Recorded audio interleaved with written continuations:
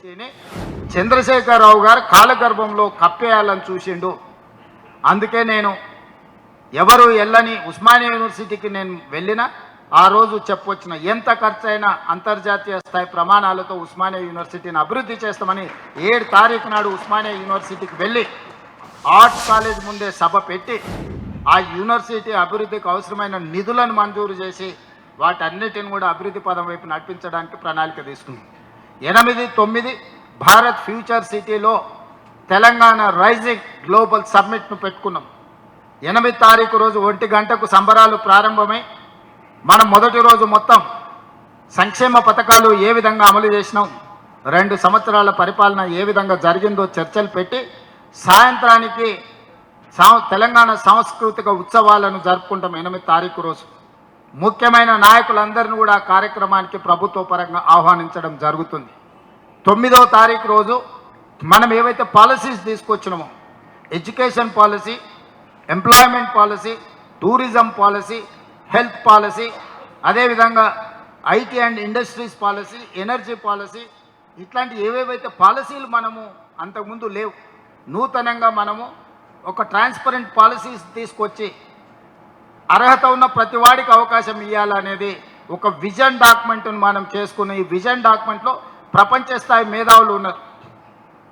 British ప్రెసిడెంట్గా prime మినిస్టర్గా పనిచేసిన టోనీ బ్లేయర్ నుంచి అభిజిత్ బెనర్జీ వరకు, సంతను నారాయణ్, అజయ్ బంగా, సత్య నాదెల్లా, ప్రేమ్జీ వత్సవ్ లాంటి మేధావులు వీళ్ళందరూ కూడా తెలంగాణ రాష్ట్ర అభివృద్ధి కోసం ప్రణాళికలు ఏ విధంగా రచించాలనో international experts Raghuram Rajan farmer RBI governor నుంచి మొదలు పెడితే చాలామంది మేధావులు మనకందరికీ మన పాలసీ డాక్యుమెంట్లో ఇన్పుట్ ఇచ్చి ఇందులో సభ్యులుగా పనిచేస్తున్నారు.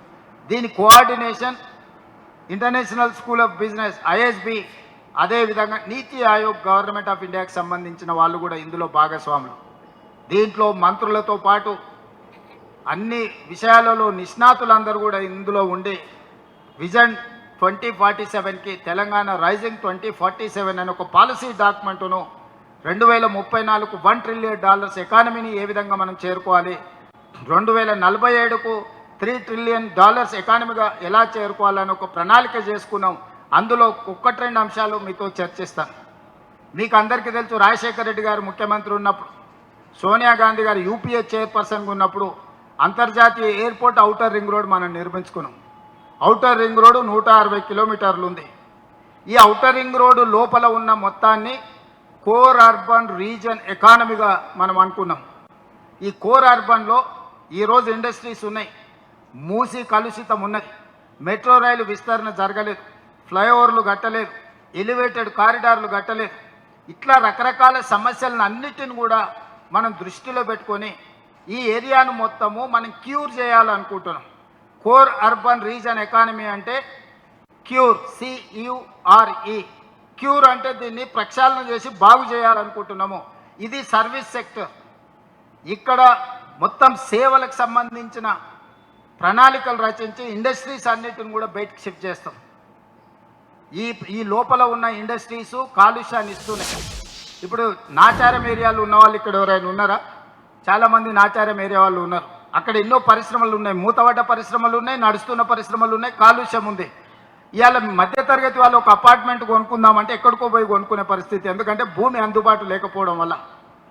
బాలానగర్లో పారిశ్రామిక వాడు ఉంది, జీడిమెట్లలో పారిశ్రామిక వాడు ఉంది. వివిధ ప్రాంతాలలో 1960ల 70ల 80ల ప్రభుత్వం నుంచి భూములు, ప్రైవేట్ నుంచి భూములు కొనుగోలు చేసి వాళ్ళు పరిశ్రమలు పెట్టుకున్నారు.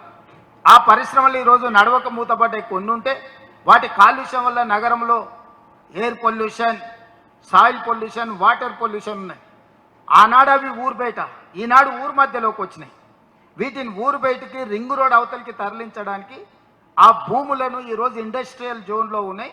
వాటిని మల్టీ యూజ్ జోన్ అంటే రెసిడెన్షియల్ జోన్కు మారుస్తే అక్కడ కట్టే అపార్ట్మెంట్స్ వల్ల మధ్యతరగతి ఇండ్లు కొనుక్కోవడానికి అవకాశం ఉంటుంది, పేదలకు అందుబాటులోకి వస్తాయి. అదేవిధంగా రియల్ ఎస్టేట్ పెరిగితే, నిర్మాణ రంగం పెరిగితే లేబర్కు పని ఉంటుంది. స్టీలు, సిమెంటు, ఇసుక ప్రతిదీ అమ్ముడు పోతే రాష్ట్రానికి ఆదాయం కూడా పరోక్షంగా పెరుగుతుంది. ఇందులో మనం మూసి ప్రక్షాళన చేయడం, మెట్రో రైలు విస్తరించుకోవడం, ఈ ఇండస్ట్రీస్ను తరలించడం, అవసరమైన వర్షాలు వచ్చినప్పుడు నీళ్లు నిలుస్తున్నాయి, వాటి అన్నిటిని తొలగించుకోవడం కోసం ఈ కోర్ అర్బన్ రీజియన్ని మనం ఈరోజు క్యూర్ పేరు మీద దీన్ని మొత్తం ఈ సమస్యను పరిష్కరించదలుచుకున్నాం, క్యూర్ చేయదలుచుకున్నాము. ఇందులో సర్వీస్ సెక్టర్ ఉంటుంది, అంటే సేవలు అందించే సంబంధించినవే ఉంటాయి. పొల్యూషన్ చేసే కాలుష్యాన్ని వెదజల్లే పరిశ్రమలు ఏవి ఉండవు, వాటిని తరలిస్తాం. Outer ring road outside నుంచి ఇప్పుడు రీజనల్ రింగ్ రోడ్ మనం తెచ్చుకుంటున్నాం, పదే మనం చర్చ చేస్తున్నాం. రీజనల్ రింగ్ రోడ్ 360 కిలోమీటర్లు, అవుటర్ రింగ్ రోడ్ 160 ఉంటాయి. ఇప్పుడు మనం నిర్మించుకోబోయే రీజనల్ రింగ్ రోడ్ 360 కిలోమీటర్లు. Outer ring road out side, regional ring road inside. ఈ ప్రాంతాన్ని పెరీ అర్బన్ రీజియన్ ఎకానమీగా మనం పేరు పెట్టుకున్నాం. పెరీ అర్బన్ రీజియన్ ఎకానమీ అంటే ప్యూర్. ఇప్పటి వరకు అక్కడ ఎలాంటి ప్రణాళిక లేదు. ఇది మ్యానుఫ్యాక్చరింగ్ జోన్. రేపు ఇతర రాష్ట్రాల నుంచి, ఇతర దేశాల నుంచి పరిశ్రమలను మనం ఆహ్వానించినప్పుడు ఈ ప్రాంతంలో పరిశ్రమలు పెట్టుకోవడానికి అవసరమైన ప్రణాళికలతో రోడ్లు రవాణాగా, రోడ్లు కావచ్చు, నీళ్లు కావచ్చు, కరెంటు కావచ్చు, భూసేకరణ కావచ్చు, ఈ పెరీ అర్బన్ రీజియన్లో మనం పరిశ్రమల కోసం ప్రణాళిక చేస్తున్నాం. Outer ring road inside core urban region, outer ring road out side regional ring road లోపల ఉన్నదాన్ని peri urban region. Regional ring road బయట నుంచి తెలంగాణ సరిహద్దుల వరకు rural agricultural region economy, rare rural agriculture region economy. Regional ring road బయట నుంచి తెలంగాణ సరిహద్దుల వరకు అగ్రికల్చర్ ఎకానమీని పెంచాలని, మన దగ్గర విత్తనాలు పండించడానికి మంచి భూమి, ఆర్గానిక్ ఫుడ్ పండించడానికి మంచి భూమి, మనకు పండ్ల తోటలు పెట్టుకోవచ్చు, కూరగాయల తోటలు పెట్టుకోవచ్చు. చాలా వ్యవసాయము, సేంద్రియ వ్యవసాయం చేస్తే లాభసాటిక వ్యవసాయం మారుతుంది. సో 3 భాగాలుగా service sector, manufacturing sector, agriculture sector. Service sector వచ్చేసి అవుటర్ రింగ్ రోడ్ ఇన్సైడ్ ఉన్నది service sector, regional ring road inside ఉన్నది మ్యానుఫ్యాక్చరింగ్ సెక్టర్. తెలంగాణ సరిహద్దుల నుంచి రీజనల్ రింగ్ రోడ్ వరకు మనకు అగ్రికల్చర్ సెక్టర్. 3 సెక్టర్లుగా తెలంగాణ రాష్ట్రాన్ని విభజించి భవిష్యత్తు ప్రణాళికలు రచించి, ఈ దేశంలో ఏ రాష్ట్రంలో లేని మౌలిక వసతులు మన దగ్గర ఉన్నాయి. అదనంగా ఇప్పుడు 4 ఎయిర్పోర్ట్లని ఈరోజు కోమటిరెడ్డి వెంకటరెడ్డి గారు ఢిల్లీలో మాట్లాడి తీసుకొచ్చారు. వరంగల్లో ఒక గొప్ప ఎయిర్పోర్ట్ వస్తున్నాయి, భద్రాద్రి కొత్తగూడెంలో ఎయిర్పోర్ట్ వస్తున్నది, రామగుండంలో ఎయిర్పోర్ట్ వస్తున్నది, ఆదిలాబాద్లో ఎయిర్పోర్ట్ వస్తున్నది. 10 ఏళ్ళు అయితే ఉన్న ఎయిర్పోర్ట్ల కమిషన్లు దొబ్బిండి కేసీఆర్ తప్ప రెండో ఎయిర్పోర్ట్ కట్టాలన్న ఆలోచన చేయలే. ఇవాళ 4 ఎయిర్పోర్టులకి 2 సంవత్సరాలలోనే మన కేంద్ర ప్రభుత్వం నుంచి అనుమతులు తెచ్చుకున్నాము. తొందరలోనే డిసెంబర్ ఆఖరు లోపలనే వరంగల్ ఎయిర్పోర్ట్కు మనం శిలాఫలకం వేసుకోబోతున్నాం, పనులు ప్రారంభించుకోబోతున్నాం. ఇట్లా మనకు పోర్టు లేదు, పెద్ద పరిశ్రమలు పెట్టుబడి పెట్టమంటే మీకు సముద్రం ఒడ్డు లేదు కదా, మేము కార్ల కంపెనీలు, పెద్ద కంపెనీలను పెడితే విమానాలలో రవాణా చేయలేము, మాకు పోర్ట్ ఉంటే మేము షిప్లలో వీటన్నిటిని పరిశ్రమలు పెడితే తీసుకెళ్తుంది అంటే నరేంద్ర మోడీ నుంచి చంద్రబాబు నాయుడు వరకు మాట్లాడి మన ఎయిర్పోర్టు నుంచి మచిలీపట్నం పోర్టు వరకు, ఒకప్పుడు మచిలీపట్నం పోర్టు నిజాం దగ్గరనే ఉండే, తర్వాత ఆంధ్రప్రదేశ్లోకి వెళ్ళింది. ఈరోజు మనము మచిలీపట్నం పోర్టుకు 12 లేన్ గ్రీన్ ఫీల్డ్ ఎక్స్ప్రెస్ హైవేతో పాటు బుల్లెట్ ట్రైన్తో పాటు ట్రైన్ ఫెసిలిటీ కలిపి పోర్టు కనెక్టివిటీ పెంచుతున్నాం పరిశ్రమలను ఆకర్షించడానికి. సో ఇవన్నీ కార్యక్రమాలు, ఈ రోడ్లు కానీ, మెట్రో కానీ, అదేవిధంగా మనము హై స్పీడ్ రైళ్ల గురించి వినడం, బుల్లెట్ ట్రైన్ల గురించి వినడం. జపాన్లో జనాలు బుల్లెట్ ట్రైన్లలో తిరుగుతారని మనం విన్నాం. మన దేశంలో నరేంద్ర మోడీ గారు గుజరాత్లో పెట్టుకురు, ఆ తర్వాత పూణే, ముంబై ఏదో వేసుకుంటారని దూరంగా విన్నాం. మీ రాష్ట్రాలు చేసుకున్నవాడు మాకెందుకు ఇయ్యారని కేంద్రంతో కొట్లాడి ఇవాళ హైదరాబాద్ నుంచి బెంగళూరుకు ఎక్స్ప్రెస్ హైవేతో పాటు బుల్లెట్ ట్రైన్ కూడా మనం మంజూరు చేయించుకున్నాం. హైదరాబాద్ నుంచి చెన్నై వయా అమరావతి ఎక్స్ప్రెస్ హైవేతో పాటు బుల్లెట్ ట్రైన్ కూడా ఈరోజు మనం మంజూరు చేయించుకున్నాం. ప్రాథమికంగా ఒప్పుకున్నారు. వాటిని పేపర్ మీద కావాలని రేపు నరేంద్ర మోడీ గారిని కలిసి నువ్వు ఇస్తావా సస్తావా అని ఇలా మనం అడగనికి పోతున్నాం. ఎందుకంటే నువ్వు గుజరాత్కు తీసుకెళ్తున్నావు, నువ్వు గుజరాత్ ముఖ్యమంత్రి కాదు, ఈ దేశానికి ప్రధానమంత్రి. గుజరాత్కి ఏమేమి ఇచ్చినావో తెలంగాణ కూడా అవన్నీ ఇవ్వాల్సిందే. ఇవ్వకపోతే ఖచ్చితంగా ఈ రాష్ట్రంలో బీజేపీని మొత్తం నేలమాటం చేస్తావు. ఈ రాష్ట్రంలో బీజేపీ ఉండనే ఉండదు. ఒక ప్రణాళిక తీసుకొని రేపు ప్రధానమంత్రి గారిని కలిసి విజ్ఞాపన పత్రం ఇస్తున్నాం. మనం అడగడం మన బాధ్యత, ఇవ్వకపోతే కొట్లాడడం మన హక్కు. అడగకుండానే ఇవ్వలేదని మాట్లాడితే తప్పు మన వైపు ఉంటుంది.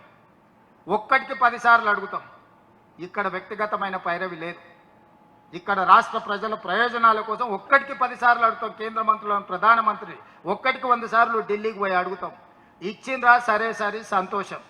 ఇవ్వకపోతే తెలంగాణ ప్రజలు ఏ విధంగా వ్యవహరిస్తారో బీజేపీ రుచి చూస్తుంది. ఇలాంటివన్నీ కార్యక్రమాలు తీసుకొని మనం ముందుకెళ్తున్నాం. మరి ఇన్ని కార్యక్రమాలు చేస్తే మంత్రులు లేకపోతే ప్రభుత్వం ఆ కార్యక్రమాలలో ఉంటే ఇది ప్రజలకు చెప్పాల్సిన బాధ్యత. చేయడమే కాదు, చేసింది చెప్పుకోవడం కూడా చాలా అవసరం రాజకీయాలలో. మరి ఎవరు చెప్పాలి? ఇవన్నీ ప్రజలకు ఎవరు చెప్పాలి? మీరే కదా, జిల్లా అధ్యక్షులే కదా. మీరు రాష్ట్ర అధ్యక్షులు జిల్లా అధ్యక్షులు చెప్తారు, జిల్లా అధ్యక్షులు మండలాధ్యక్షులకు చెప్పాలి, మండలాధ్యక్షులు గ్రామాధ్యక్షులకు చెప్పాలి, గ్రామాధ్యక్షులు ఆ వార్డులో ఉండే అధ్యక్షులకు చెప్పాలి. ఇది మన స్ట్రక్చర్. ఇందులో మీరు అందరు కష్టపడి పని చేయాల్సిందే. दीदी मैं एक सुझाव देना चाहता हूँ, ये सब लोग अभी नया नया जिम्मेदारी लिए 6 महीने इन लोगों को प्रोबेशनरी पीरियड रखो, क्योंकि कौन कैसे काम कर रहा, कहाँ काम कर रहा, कौन सी तरीका से ये काम कर रहा है. 6 महीने पूरा सबको हर महीने का रिपोर्ट ले लो. हर महीने का रिपोर्ट लेके 6 महीने के बाद कौन रहना कौन नहीं रहना, जब एक डिसीजन ले लो आप. और AIC secretaries and PCC president has to take a call on review on this. AICC ने गुजरात में जो जहाँ से शुरू किया वहाँ पर वो हर हफ्ते रिव्यू करते हैं.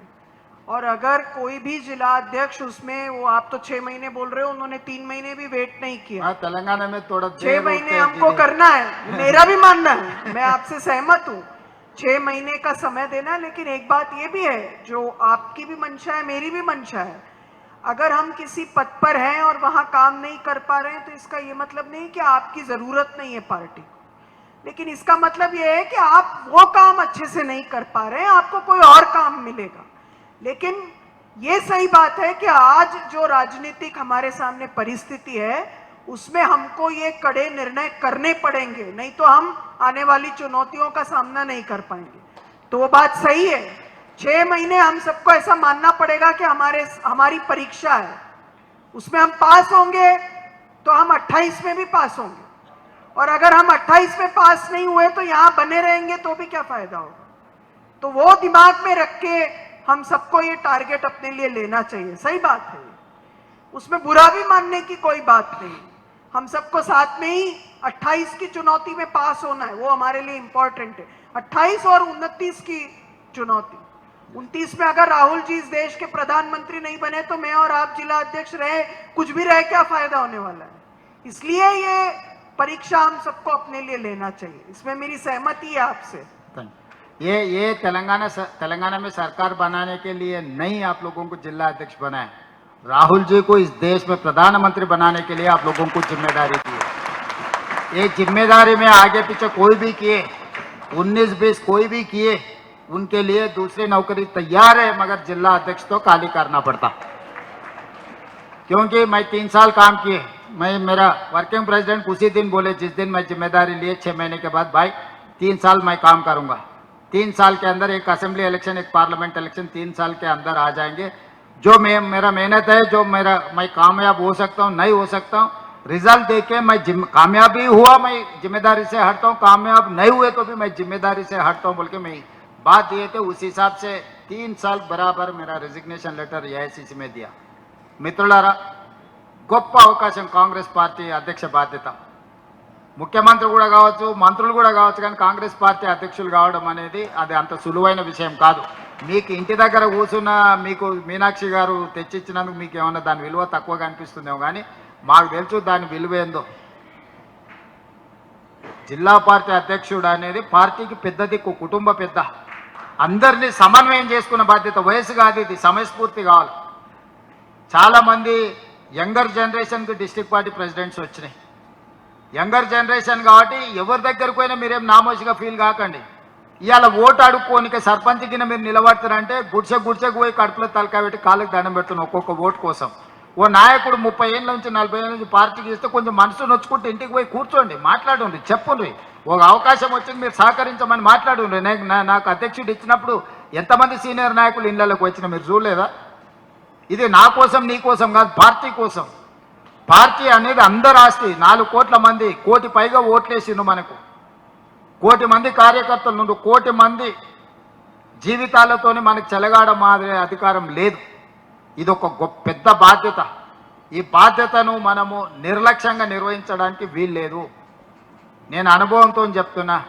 నేను జిల్లా పరిషత్ మెంబర్ అయినప్పుడు ఇక ఇదే పెద్దది, ఇష్టం వచ్చినట్టు వ్యవహరిస్తా అంటే దానికంటే పైకి ఎదుగుండేవాడిని కాదు. ప్రతి సందర్భంలో రాజకీయాలు అనేటివి ఒడిదుడుకులు ఉంటాయి. మనం ఒకటి చెప్తే ఇంకోటి చెప్పేటోళ్ళు ఉంటారు. రాజకీయంలో గేమ్ రూలే అట్లుంటుంది. నేను ఫుట్బాల్ ఆడడానికి పోయినా, వాడు కాలుతోంది అంటుండని నేను బయట కూర్చుంటా అంటే నడుస్తా. ఫుట్బాల్ ఆట రూలే కాలుతుంది అనడం. రాజకీయాలలో కూడా కాళ్ళలో కట్టె పెట్టేది గేమ్ రూలే. ఎవరో ఒకరు పెడుతూనే ఉంటారు. కట్టె తీసి పక్కన వేసుకొని ముందలుకోవాలి. కానీ నా కాళ్ళలో కట్టె పెట్టి నేను బోర్లో పడతా. ఇక బోర్లో పడ్డా కాబట్టి నేను లేవను. మళ్ళా మీనాక్షి మేడం, మహేష్ గౌడ్ గారు వచ్చి మాకు చేయబట్టి లేపాలంటే ఇది కుదరదు. అధ్యక్ష, స్పష్టత ఉంది కదా. రాజకీయాలలో ఒక ఫండమెంటల్, ఒక బేసిక్ రూల్ ఉంటుంది. ఎవరో ఒకరు వచ్చి కాళ్ళలో కట్టె పెడుతుంటారు. దాన్ని ఏం మీరు పెద్ద సమస్యగా చూడకండి. అందరికీ ఉంది ఆ సమస్య. ఏఐసిసి అధ్యక్షులు రాహుల్ గాంధీ గారికి అప్పుడప్పుడు G23 అని శతకాలు పెడుతుంటారు. దేశం కోసం సర్వం ఇచ్చిన గాంధీ కుటుంబం మీదనే కాగితాలు పెట్టే పార్టీ. అంత స్వేచ్ఛ ఉంది కాంగ్రెస్లో. కాంగ్రెస్లో స్వేచ్ఛ ఉంది కాబట్టి 140 ఏళ్ళైనా కాంగ్రెస్ పార్టీ ఉంది. స్వేచ్ఛ లేకపోతే మిగతా రీజనల్ పార్టీ లాగా, జనతా పార్టీ లాగా, మిగతా పార్టీ లాగా ఎప్పుడో మూత పడుతుండే. ఇందులో అన్ని రకాల మనస్తత్వాలు ఉన్నోళ్ళు ఉంటారు. హిందువులలో ఎన్ని దేవతలు ఉండరు? ఎంతమంది దేవుళ్ళు? 3 కోట్లు ఉండరా? ఎందుకున్నాయి? పెళ్లి చేసుకోవడానికి హనుమంతుడు ఉన్నాడు, 2 పెళ్ళిళ్ళు చేసుకునేటోనికి ఇంకొక ఆయన దేవుడు ఉన్నాడు, మందు తాగేటోళ్ళకి ఓ దేవుడు ఉన్నాడు, ఎల్లమ్మ, పోషమ్మ, మైసమ్మ, కళ్ళు కొయ్యాలి, కోడి కొయ్యాలి అనేటోళ్ళకు ఉండరు, పప్పన్నం తినేటోళ్ళకు కూడా దేవుడు ఉండు. అవునా? అన్ని రకాల దేవుళ్ళు ఉన్నారు. కాంగ్రెస్ పార్టీ కూడా అన్ని రకాల మనస్తత్వాలు ఉండే, అన్ని రకాల మనుషులను కలుపుకొని పోయే పార్టీ కాంగ్రెస్ పార్టీ. దేవుడి మీదనే మనకు ఏకాభిప్రాయం లేదు. ఒక ఆయన వెంకటేశ్వర స్వామికి మొక్తా అంటే, ఒక ఆయన ఆంజనేయ స్వామికి మొక్తా అంటాడు. ఒక ఆయన లేదు నేను అయ్యప్ప మాలేస్తాను, ఇంకొక ఆయన అంటే లేదు నేను శివమాల వేస్తాను, 3వ ఆయన అంటాడు. అవునా? ఇవన్నీ మనం చూస్తున్నాం కదా. దేవుళ్ళ మీదనే మనకు ఏకాభిప్రాయం తీసుకురాలేకపోయినప్పుడు రాజకీయ నాయకుల మీద, జిల్లా అధ్యక్షుల మీద ఏకాభిప్రాయం ఉంటుందని నేను అనుకోను. కాకపోతే మంచి అభిప్రాయం అయితే ఉండాలి. మంచి అభిప్రాయం లేకపోతే ఇక అది మనకు ఉపయోగం ఉండదు. దయచేసి నిన్నటి వరకు మీరు ఎట్లున్నారని నేను అడగదలుచుకోలేదు. ఎన్నో ఏళ్ళ పరిణామ క్రమంలో కొందరు నచ్చుతారు, కొందరు నచ్చరు. ఒకసారి నమస్తే పెడితే పెట్టలేదనో, మనం పెడితే వాడు పెట్టలేదనో, ఏవో చిన్న చిన్నవి ఉంటాయి. అవి మీరు బాధ్యత తీసుకున్నాక వదిలేయాలి. ఈరోజు మీరు ఈ రోజు నుంచి మీరు ఛార్జ్ తీసుకుంటారు. ఈ రోజు నుంచి మీలో మారిన మనిషి కనిపించాలి. నేను కూడా ముఖ్యమంత్రి కాకుండా నాకు మస్తు మంది మీద కోపం ఉండే. రూమ్ లేచి కట్టె తీసుకొని అలసిపోయిన దగ్గర కొట్టాలని కోరిక ఉండేది. కొట్టే అవకాశం వచ్చినప్పుడు ఆలోచన చేయడం మొదలుపెట్టింది. ఇట్లా కొట్టి మన సమయం ఎందుకు వృధా, మన శక్తిని అంతా ఎందుకు వేస్ట్ చేసుకోవడం అని. కాబట్టి ప్రజలకు పనిచేసే పని మీద ఉన్నా. మీకు కూడా మీకు పదవి రాకముందు చాలా మంది మీద కోపం ఉండొచ్చు. ఇప్పుడు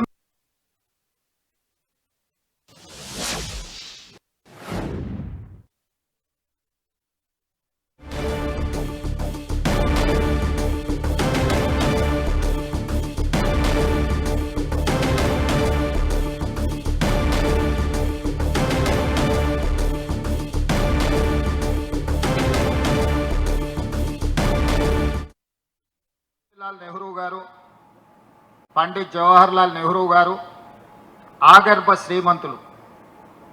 ఆ రోజుల్లోనే వేలాది కోట్ల రూపాయల ఆస్తులను దేశ స్వతంత్రంలో పెట్టుబడిగా పెట్టడమే కాకుండా దేశ స్వతంత్ర పోరాటంలో వాళ్ళ ఆస్తులన్నిటిని కూడా ఈ జాతికి, ఈ దేశానికి అంకితం చేసింది. మిగిలిపోయిన కొన్ని ఆస్తులను కూడా శ్రీమతి ఇందిరాగాంధీ గారు దేశ ప్రజలకు అంకితం చేసి వారి ప్రాణాలనే కాదు వారి ఆస్తులను సర్వం ఈ దేశం కోసం త్యాగం చేసి ఈ దేశానికి స్వతంత్రం తీసుకొచ్చిన మోతీలాల్ నెహ్రూ, పండిత్ జవహర్లాల్ నెహ్రూ గారు 10 సంవత్సరాలు జైలు జీవితం గడిపిండు దేశ స్వతంత్రం కోసం. మహాత్మా గాంధీ గారు 30 సంవత్సరాలు స్వతంత్ర పోరాటమే కాదు, మహాత్మా గాంధీ గారు 30 సంవత్సరాలు బ్రిటిష్ వాళ్ళతో కొట్లాడిన మహాత్మా గాంధీ గారి మీద లాటెత్తడానికే బ్రిటిష్ వాళ్ళు భయపడ్డారు ఆనాడు. కానీ స్వతంత్రం వచ్చిన తర్వాత భారతీయ జనతా పార్టీకి సంబంధించిన వారసులు మహాత్మా గాంధీ గారిని దారుణంగా హత్య చేసిన రాజకీయ పార్టీ భారతీయ జనతా పార్టీ. ఆ పార్టీ ఈ దేశం కోసం ప్రాణాలు అర్పించిన శ్రీమతి సోనియా గాంధీ, శ్రీ రాజీవ్ గాంధీ గారి వారసత్వాన్ని పుణికిపుచ్చుకున్న శ్రీమతి సోనియా గాంధీ, రాహుల్ గాంధీ గారి మీద నేషనల్ హెరాల్డ్ అనే పత్రిక దేశ స్వతంత్రం కోసం పండిట్ జవహర్లాల్ నెహ్రూ గారు ప్రారంభించారు. వారి సొంత ఆస్తులను పెట్టి నేషనల్ హెరాల్డ్ పత్రికను ప్రారంభించారు. ఆ పత్రికను ఆనాడు ఉధృతంగా దేశ స్వతంత్ర పోరాటం జరుగుతున్నప్పుడు దేశం నలుమూలలు జరుగుతున్న పోరాటాలను ఆ పత్రికలో ప్రచురించి ప్రజలకు ఒక స్ఫూర్తిని, ఒక పోరాట నాయకత్వాన్ని రగల్చి ఈ దేశాన్ని ముందుకు నడిపించారు. అదే సమయంలో పండిట్ జవహర్లాల్ నెహ్రూ గారితో పాటు మహాత్మా గాంధీ గారు యంగ్ ఇండియా అనే పత్రికను కూడా నడిపి ఆ పత్రిక కూడా దేశ స్వతంత్ర పోరాటంలో క్రియాశీలక పాత్ర పోషించింది. ఈరోజు హిందువులలో ఎన్ని దేవతలు ఉండ్రు? ఎంతమంది దేవుళ్ళు? 3 కోట్లుండ్రా? ఎందుకున్నాయి?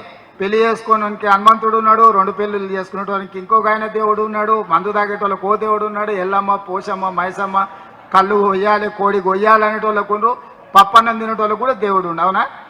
అన్ని రకాల దేవుళ్ళు ఉన్నారు. కాంగ్రెస్ పార్టీ కూడా అన్ని రకాల మనస్తత్వాలు ఉండే, అన్ని రకాల మనుషులను కలుపుకొని పోయే పార్టీ కాంగ్రెస్ పార్టీ. దేవుడి మీదనే మనకు ఏకాభిప్రాయం లేదు. ఒక ఆయన వెంకటేశ్వర స్వామికి మొక్తా అంటే, ఒక ఆయన ఆంజనేయ స్వామికి మొక్తా అంటాడు, ఒక ఆయన లేదు లేదు నేను అయ్యప్ప మాలేస్తాను, ఇంకొక ఆయన అంటే లేదు నేను శివమాలేస్తాను, మూడో ఆయన అంటాడు. అవునా? ఇవన్నీ మనం చూస్తున్నాం కదా. దేవుళ్ళ మీదనే మనకు ఏకాభిప్రాయం తీసుకురాలేకపోయినప్పుడు రాజకీయ నాయకుల మీద, జిల్లా అధ్యక్షుల మీద ఏకాభిప్రాయం ఉంటుందని నేను అనుకోను. కాకపోతే మంచి అభిప్రాయం అయితే ఉండాలి. మంచి అభిప్రాయం లేకపోతే ఇక అది మనకు ఉపయోగం ఉండదు. దయచేసి నిన్నటి వరకు మీరు ఎట్లున్నారని నేను అడగదలుచుకోలేదు. ఎన్నో ఏళ్ళ పరిణామ క్రమంలో కొందరు నచ్చుతారు, కొందరు నచ్చరు. ఒకసారి నమస్తే పెడితే పెట్టలేదనో, మనం పెడితే వాడు పెట్టలేదనో, ఏవో చిన్న చిన్నవి ఉంటాయి. అవి మీరు బాధ్యత తీసుకున్నాక వదిలేయాలి. ఈరోజు మీరు ఈ రోజు నుంచి మీరు ఛార్జ్ తీసుకుంటారు. ఈ రోజు నుంచి మీలో మారిన మనిషి కనిపించాలి. నేను కూడా ముఖ్యమంత్రి కాకుండా నాకు మస్తు మంది మీద కోపం ఉండే, రూమ్ లేచి కట్టె తీసుకొని అలసిపోయిన దగ్గర కొట్టాలని కోరిక ఉండేది. కొట్టే అవకాశం వచ్చినప్పుడు ఆలోచన చేయడం మొదలుపెట్టింది. ఇట్లా కొట్టి మన సమయం ఎందుకు వృధా, మన శక్తిని అంతా ఎందుకు వేస్ట్ చేసుకోవడం అని. కాబట్టి ప్రజలకు పనిచేసే పని మీద ఉన్నా. మీకు కూడా మీకు పదవి రాకముందు చాలా మంది మీద కోపం ఉండొచ్చు. ఇప్పుడు